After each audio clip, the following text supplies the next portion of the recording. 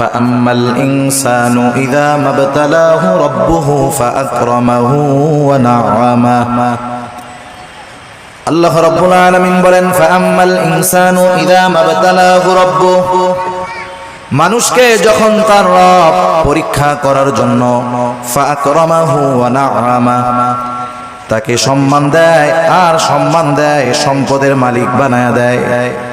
একটু খেয়াল করেন আল্লাহ তাআলা বলতেছেন মানুষকে পরীক্ষা করার জন্য যখন তার রব তাকে সম্মান দেয় সম্পদ দেয় তাকে নেয়ামত প্রদান করে সে নামাজ না পড়ুক রোজা না রাখুক সে মানুষের কাছে বলে বেড়ায় ফায়াকুলু রব্বি আকরামান আমার রব আমাকে সম্মানিত করেছে। আল্লাহ তাআলা বললেন আমি মানুষকে সম্মান সম্পদ নেয়ামত পরীক্ষা করার জন্য দেই আর মানুষ এটাকে পরীক্ষা না মনে করে সে বলে আমার রব আমাকে সম্মানিত করেছেন। প্রথমত একটা জিনিস আমাদের ক্ষেত্রে ক্লিয়ার হওয়ার প্রয়োজন আল্লাহ তাআলা শুধু অভাব কষ্ট দুরবস্থা দিয়ে মানুষের পরীক্ষা নেন বিষয়টা এমন নয়, বরং সম্পদ সম্মান দিয়েও আল্লাহ তাআলা পরীক্ষা নেয়। যদি এমনটা হতো সম্মান সম্পদ মানুষের আল্লাহ তাআলার ভালোবাসার মাপকাঠি যে যাকে আল্লাহ রাব্বুল আলামিন বেশি ভালোবাসেন তাকে মনে হয় আল্লাহ তাআলা বেশি সম্পদ দেন, বিষয়টা যদি এমন হতো বলেন তো দুনিয়ার মধ্যে আল্লাহ তাআলার সর্বাধিক প্রিয় বান্দাদের তালিকায় কারুনের নামটা হয়ে যাইত। কারুন তো পৃথিবীর অন্যতম বড় এক ধনী ছিল।